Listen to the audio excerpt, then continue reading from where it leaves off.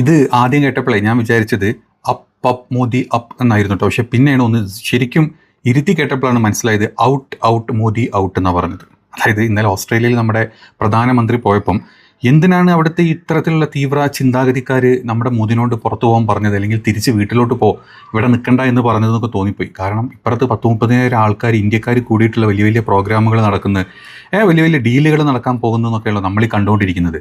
അപ്പോഴും എനിക്ക് ആദ്യമായിട്ടായിരിക്കും ഒരു പ്രധാനമന്ത്രി അവിടെ ചെല്ലുന്ന സമയത്ത്, പ്രത്യേകിച്ച് ഒരു ഇന്ത്യൻ പ്രധാനമന്ത്രിയൊക്കെ അവിടെ ചെല്ലുന്ന സമയത്ത് ഇത്ര രൂക്ഷമായിട്ട് തെറി പറയുന്നതോ അല്ലെങ്കിൽ ഇറങ്ങിപ്പോകാൻ പറയുന്നതോ. ഇത് രാജ്യദ്രോഹമൊന്നും അല്ലല്ലോ ഞാൻ ഇവിടെ പറയുന്നത്. അവിടെ നടന്നൊരു കാര്യം നിങ്ങൾക്ക് കാണിച്ചു തരാമെന്ന് വിചാരിച്ചിട്ടോ.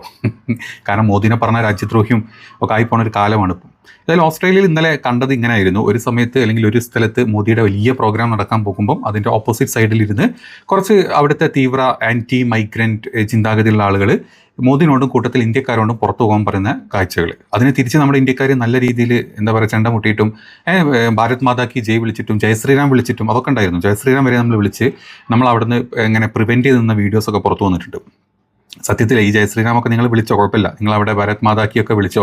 ഇന്ന് കൂട്ടത്തിൽ ഇപ്പോൾ അവിടെ നിന്ന് പോലീസും കാര്യങ്ങളൊക്കെ ഉണ്ട്. നാളെ മോദിജി അവിടെ നിന്ന് ഇങ്ങോട്ട് പോരും. മോദിജി അവിടെ നിന്ന് പോകുന്നു. നിങ്ങളൊക്കെ ഒറ്റയ്ക്ക് റോട്ടിലൊക്കെ ഇറങ്ങി നടക്കാനുള്ളവരാണ്. ഏറ്റവും കൂടുതൽ റേസിസ്റ്റാണ് ഈ പറഞ്ഞ ഓസ്ട്രേലിയക്കാരെന്ന് പറഞ്ഞത്. അവന്മാർക്ക് ഒരു ബോധം ഉണ്ടാവില്ല, ഒന്നും ഉണ്ടാവില്ല. കൈ കിട്ടുന്നത് കല്ലാണെങ്കിലും കത്തിയാണെങ്കിലും തോക്കാണെങ്കിലും അവർക്ക് ദേഷ്യമുള്ള, പ്രത്യേകിച്ച് ഇത്തരത്തിലുള്ള ആൻറ്റി മൈഗ്രൻറ്റ് ചിന്താഗതിയുള്ള ആളുകളൊക്കെ ആണെങ്കിൽ എന്തെങ്കിലുമൊക്കെ ചെയ്ത് കളഞ്ഞു കഴിഞ്ഞാൽ നിങ്ങളുടെ ജീവൻ തന്നെ ആപത്ത്. നിങ്ങൾ അവിടെ പോകുന്നതാണ്, മറ്റു രാജ്യത്ത് നിന്ന് അവിടെ പോകുന്നതാണ്. അപ്പം അവിടുത്തെ കൾച്ചറും കാര്യങ്ങളൊക്കെ കണ്ടറിഞ്ഞൊക്കെ നിന്നോളൂ. അവിടെ കയറി ജയശ്രീരാമും അല്ലെങ്കിൽ നമ്മൾ ഈ ഹനുമാൻ്റെ കൊടിയൊക്കെ കണ്ടില്ലേ നിങ്ങൾ അവിടെ നിന്നല്ലേ, അതെ ഹനുമാൻ്റെ കൊടിയൊക്കെ വീക്ഷണം കണ്ടു കഴിഞ്ഞാൽ അവിടുത്തെ ആൾക്കാർക്ക് എത്രത്തോളം ഇഷ്ടപ്പെടുന്നു പറയാൻ പറ്റില്ല. കാരണം നമ്മളിപ്പം ബംഗ്ലാദേശികൾ എങ്ങനെയാണ് കാണുന്നത്, എങ്ങനെയെങ്കിലും ബംഗ്ലാദേശിൽ ഇവിടെ അടിച്ച് പുറത്താക്കണത് അല്ലേ നമ്മൾ ചിന്തിക്കുന്നത്. കാരണം എന്താ, അവരുടെ കൾച്ചർ ഇവിടെ വരാൻ പാടില്ല, അവർ ഇതാണ്, നമുക്കിത് രാജ്യദ്രോഹമാണ് അല്ലെങ്കിൽ രാജ്യത്തിന് ത്രട്ടാന്നൊക്കെ നമ്മൾ വിചാരിക്കുന്നത്. അതുപോലെ തന്നെ നമ്മൾ അങ്ങോട്ട് ചെല്ലുമ്പം അവിടുത്തെ ഇത്തരം ചിന്താഗതിയുള്ള തീവ്ര ചിന്താഗതിയുള്ള ആൾക്കാർ വിചാരിക്കുന്നത് നമ്മൾ അങ്ങനെയാണ്, നമ്മളൊക്കെ തേർഡ് റേറ്റ് ആയിട്ട് അവർ കാണുന്നത്. അതുകൊണ്ട് തന്നെ ഇന്ത്യക്കാർ ഇങ്ങനെ ചെയ്ത് കാണിക്കുമ്പോൾ അവന്മാർ കാണിക്കും. ഇപ്പോൾ അമേരിക്കയിൽ നിന്ന് കൂട്ടത്തോടെ ഇന്ത്യക്കാരെ കാലിൽ വിലങ്ങും വെച്ച് ഇങ്ങോട്ട് അയച്ചപ്പോൾ നമ്മൾ എന്തെങ്കിലും ചെയ്തോ, അവരൊക്കെ നമ്മൾ റിസീവ് ചെയ്തു. വേറെ ഓപ്ഷൻ നമുക്കില്ലേ. എന്നിട്ടും നമ്മുടെ ഫ്രണ്ടാണല്ലോ ട്രംപ്. അത്ര തന്നെ ഉള്ളൂ. നമ്മളെങ്ങനെയാണോ ബംഗ്ലാദേശികളെ കാണുന്നത് അല്ലെങ്കിൽ അവരിവിടെ വന്ന് ജോലി ചെയ്ത് കഷ്ടപ്പെടുന്നത് കണ്ട് നമ്മൾ ഇവിടുന്ന് പുറത്താക്കാൻ നോക്കുമ്പോൾ അതേ ചിന്താഗതി നമ്മൾ അവിടെ ചെല്ലുമ്പോൾ നമുക്കും ഉണ്ടാവും. അവിടെ മോദിക്കൊന്നൊരു വിലയില്ല.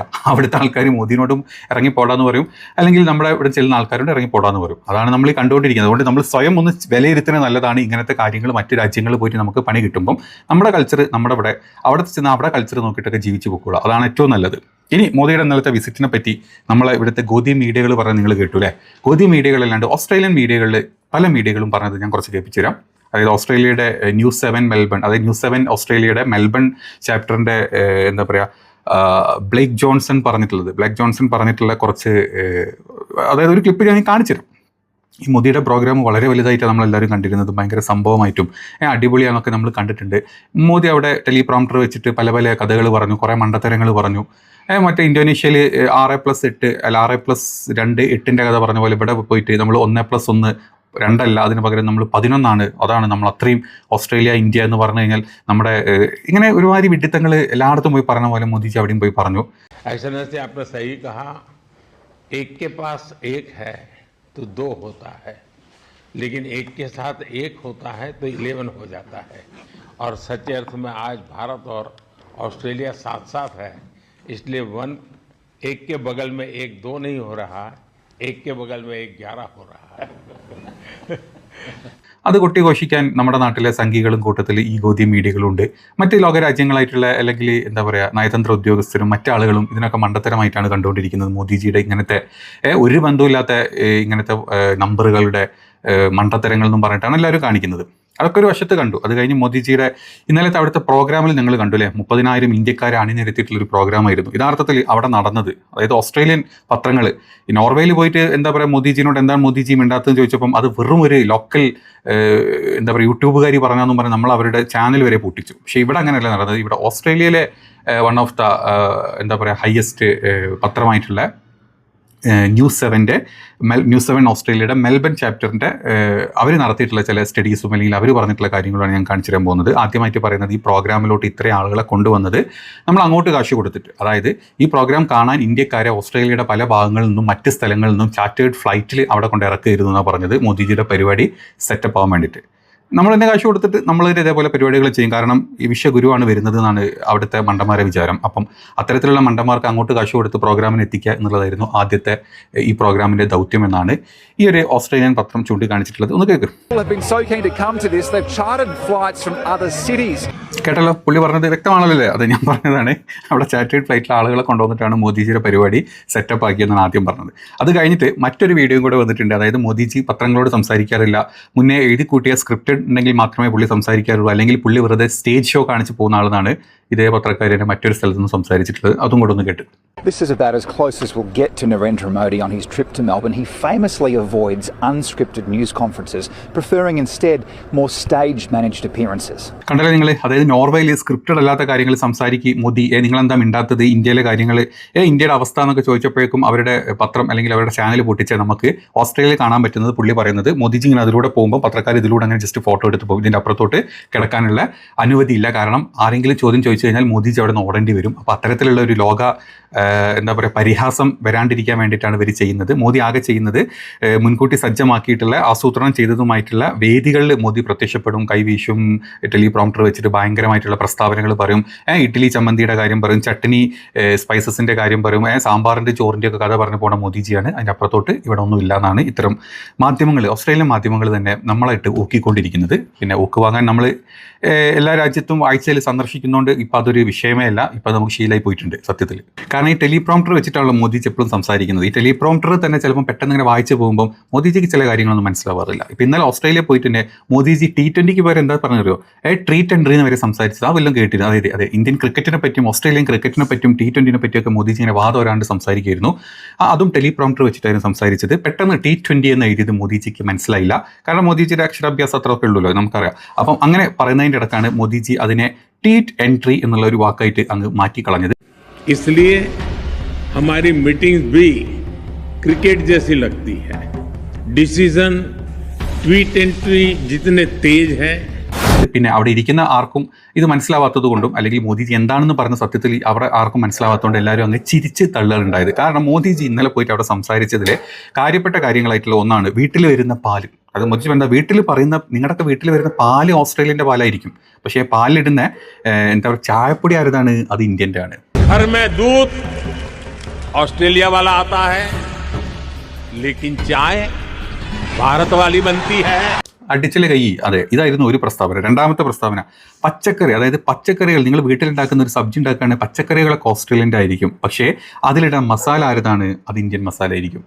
दाल सब्जियां ऑस्ट्रेलिया की हैं, लेकिन उनमें तड़का देसी मसालों का ही लगता है. ഇതൊക്കെ എമ്മാതിരി നയതന്ത്ര ചർച്ചകളാക്കേണ്ട കാര്യങ്ങളാണ് മോദിജി പറഞ്ഞുകൊണ്ടിരിക്കുന്നത്. പിന്നെ അതുപോലെ മോദിജി ഇത്തരത്തിലുള്ള പല ഗിമിക്കുകളും അവിടെ സംസാരിച്ചു. അതുകൊണ്ട് തന്നെ അവിടെ മോദിജി എന്ത് പറഞ്ഞാലും അവിടെ ഈ കേൾക്കുന്ന ഓസ്ട്രേലിയക്കാർക്ക് ഇതിനെപ്പറ്റി ഒരു ധാരണ ഉണ്ടായിരുന്നില്ല. അവരത് കേട്ട് ചിരിച്ചങ്ങ് തള്ളിയിട്ടേ ഉള്ളൂ. ഇനി നമ്മളിപ്പോൾ അതൊക്കെ പറഞ്ഞു കഴിഞ്ഞാലും നമ്മുടെ നാട്ടിലെ സംഘികളും അല്ലെങ്കിൽ മറ്റുള്ള ആളുകളും എന്താ പറയാൻ പോകുന്നത്? അതായത് മോദി ഭക്തി കൂടിയ ആൾക്കാർ നമ്മൾ അവിടെ പോയിട്ട് യുറേനിയൻ ഡീലായിട്ട് നമ്മൾ ഇങ്ങോട്ട് തിരിച്ചു വരില്ലേ നമ്മൾ ചോദിക്കില്ലേ? അതായത് നമ്മൾ യുറേനിയൻ ഡീലായിട്ട് തിരിച്ചു വരികയാണ്. എന്തുകൊണ്ടാണ് നമ്മൾ യുറേനിയൻ ഡീൽ ഉണ്ടാക്കേണ്ടി വരുന്നത്? നമ്മുടെ നാട്ടിൽ വലിയൊരു ഊർജ്ജ പ്രതിസന്ധി വരാൻ പോവുകയാണ്. നമ്മൾ 90% ഊർജ്ജം, അതായത് പെട്രോളിയം ആണെങ്കിലും എന്താണെങ്കിലും ഇങ്ങോട്ട് ഇറക്കുമതി ചെയ്യുന്ന രാജ്യം തന്നെയാണ് നമ്മൾ. ഇനി അതിൽ രൂക്ഷമായിട്ടുള്ള എന്താ പറയുക വീഴ്ചകൾ വരും. അതല്ലെങ്കിൽ നമുക്ക് നല്ലൊരു ഊർജ്ജ പ്രതിസന്ധി വരുമ്പോൾ നമുക്ക് ഊർജ്ജം ഉൽപ്പാദിപ്പിക്കാൻ എന്ത് വേണം? നമുക്ക് യുറേനിയം ആവശ്യമുണ്ട്. അതുകൊണ്ട് ഓസ്ട്രേലിയക്കാർ നമ്മൾ എന്തുകൊണ്ടാണ് ഇങ്ങനെ എന്താ പറയുക സോപ്പിട്ട് കൊണ്ട് നടക്കുന്നത്? നമ്മൾ അവിടുന്ന് വലിയ രീതിയിൽ യുറേനിയം ഇങ്ങോട്ട് ഇമ്പോർട്ട് ചെയ്യാനാണ് പോകുന്നത്, എക്സ്പോർട്ട് ചെയ്യാനല്ല പോകുന്നത്. അതിനാണ് ഓസ്ട്രേലിയക്കാർ നമ്മളങ്ങനെ പിടിച്ചു വെച്ചുകൊണ്ടിരിക്കുന്നത്. നമ്മൾ അങ്ങോട്ട് കാശ് കൊടുത്ത് യുറേനിയം വാങ്ങി ഇവിടുത്തെ ഊർജ്ജം കാത്തു സൂക്ഷിക്കാൻ എന്നുള്ള ഒറ്റ ഓപ്ഷനേ നമുക്കുള്ളൂ. അത് മുൻകൂട്ടി വരാൻ പോകുന്നൊരു കാര്യം. അതാണ് നമ്മുടെ കാര്യമായിട്ട് ഇന്നലെ അവിടെ പോയിട്ട് ഒരു ഡീൽ എന്ന് പറഞ്ഞ് നടന്നിട്ടുള്ളത്. പക്ഷേ മോദിജി അതിൻ്റെ ഇടയ്ക്ക് വേറെ 1-2 കാര്യങ്ങൾ പറഞ്ഞു. അതായത് ഞാൻ കഴിഞ്ഞ 12 വർഷത്തിനടുത്ത് 3 വട്ടം ഓസ്ട്രേലിയ വിസിറ്റ് ചെയ്തു. എല്ലാ 3 വർഷം 4 വർഷം കൂടുമ്പോഴും ഞാൻ ഓസ്ട്രേലിയ വിസിറ്റ് ചെയ്യാറുണ്ട്. കാരണം മോദിജി ഫുൾ ടൈം വിസിറ്റിലാണല്ലോ ആ കൂട്ടത്തിൽ. അങ്ങനെ വിസിറ്റ് ചെയ്യുന്നതിന് മുമ്പ്, ഞാനിവിടെ വരുന്നതിൻ്റെ മുമ്പ് 28 വർഷങ്ങൾക്ക് മുമ്പാണ് ഒരു പ്രധാനമന്ത്രി, ഇന്ത്യൻ പ്രധാനമന്ത്രിയോട് വന്നത്.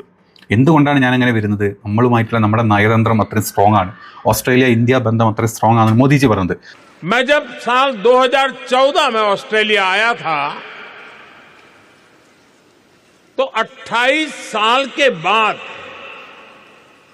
भारत का कोई पीएम यहां पहुंचा था.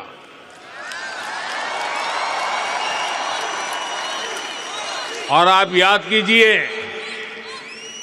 तब मैंने कहा था कि अब आपको 28 साल इंतजार नहीं करना पड़ेगा। पिछले 12 वर्षों में मैं तीसरी बार यहां आया हूं।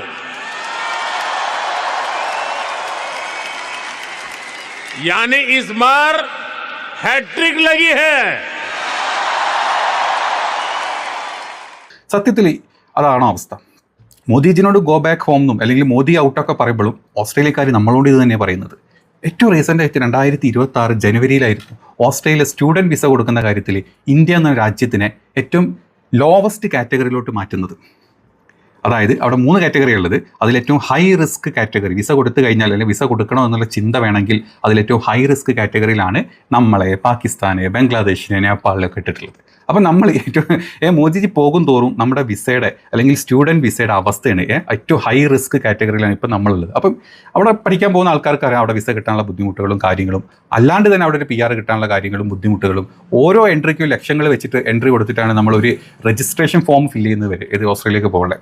അപ്പം 12 വർഷത്തിലും 4 വട്ടം മോദിജി അവിടെ പോയിട്ടുണ്ടെങ്കിൽ അതിൻ്റെ ഗുണം എന്താണെന്ന് അവിടെ പോകുന്നവരും അവിടെ നിൽക്കുന്നവരും മോദി ഭക്തരല്ലാത്ത ആൾക്കാർക്കും വ്യക്തമായിട്ട് അറിയാം. ഇനി നിങ്ങൾക്ക് വിചാരിക്കേണ്ടാവും അല്ലേ, മോദിജിനോടും ഇന്ത്യക്കാരോടും പോകാൻ പറഞ്ഞത് ഇന്ത്യക്കാരോട് മൊത്തത്തിലാണ് പറഞ്ഞത്. അവിടെ മുസ്ലിമോ ഹിന്ദുവോ ഒന്നുമില്ല. ഇവിടെ ഹിന്ദു മുസ്ലിം എന്നുള്ളതല്ല.